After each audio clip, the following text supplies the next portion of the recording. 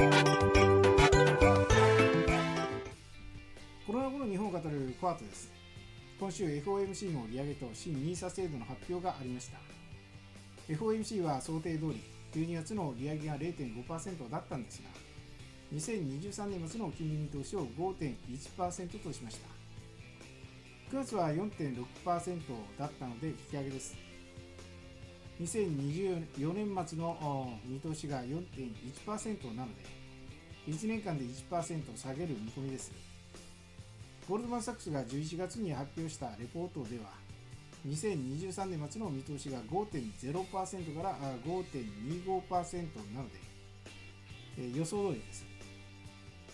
ゴールドマンは米国が来年景気後退する確率は低いと見ていて、GDP 成長率は今年と同じ 1% を維持すると言っています。ゴールドマンのレポートを前提に新 NISA 制度で選ぶ銘柄を話します。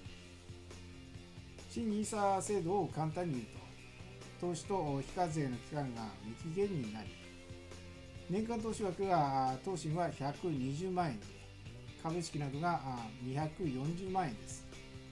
非課税限度額が1800万円です。投資信託協会によると、12月の投資額が2ヶ月で増加しています。政府の意図した貯蓄から投資の流れが進んでいる。個別株よりは投資、アクティブファンドよりインデックスファンドを選ぶ人が多い。リスクと手数料を考えれば当然です。投資を上場株として取引する ETF もある。ETF は好きなタイミングで即時取引できるのがいい。どの銘柄が人気なのかネットで検索すると、人気株は上位3銘柄は米国株です。4位が全世界株で5位が先進国株。楽天証券も上位5位は米国株、全世界株、先進国株の構成です。投資雑誌の在位でも米国株、全世界株、先進国株です。ブランドは SBI、eMAXIS スリムが多い。楽天証券は自社の楽天ファンドが多い。世界的には V がつくヴァンガードやブラックロックが多い。リターンの高さだとピックでも人気はある。長期積み立てかトレンド狙いかで、銘柄選びが分かれる。トレンドを狙うならリターンの高い銘柄がいい。来年米国株は仕込みでしょう。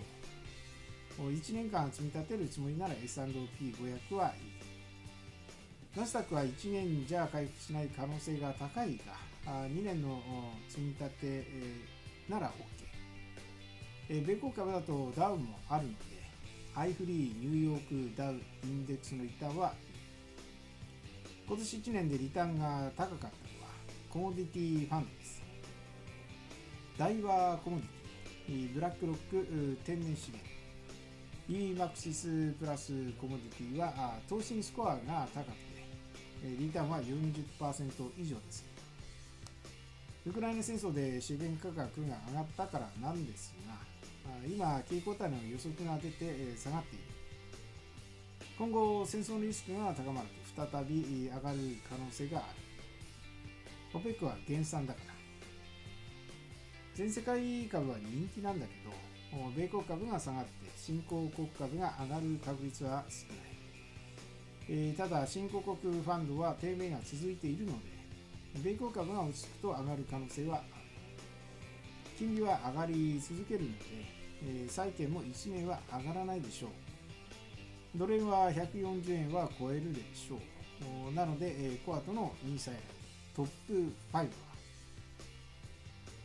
1位eMAXIS プラスコモディティファンド、2位eMAXISスリム米国株式 S&P500、 3位ブラックロック天然資源株ファンド、4位アイフリーニューヨークダウインデックス、5位 eMAXIS 先進国株式インデックス、1位はコモディティです。リターン、投資スコア、手数料のバランスで選ぶ。決め手は3年間のシャープレシオです。2位は S&P500 ですね。安定性、手数料の安さで EMAX スリルの定番です。3位はブラックロックです。投信スコアが良く、高いリターンで安定しています。資源関連株に投資するコモディティファンドです。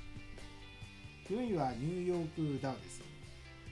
今年ナスダックや S&P500 が下落する中で比較的に安定していた。30章を入れ替えるので、下落の大きい大型株の影響が少なかった。5位は先進国株です。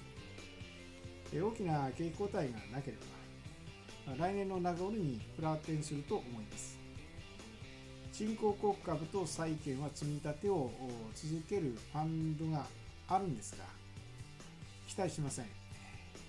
コモディティは下がるときも大きいが、上がるときは株価や景気と関係なく上がるので欠かせません。今年は FX の利益率が一番高かったんですが、投信積み立ては長期で安定しています。積み立てを10年間続けてプラテンしなかった銘柄はないんですよ。こまめに利確するのも大事だし、長期間持てるファンドでないとダメ。積み立て資金が尽きると続けられなくなるので、現預金とのバランスも大事です。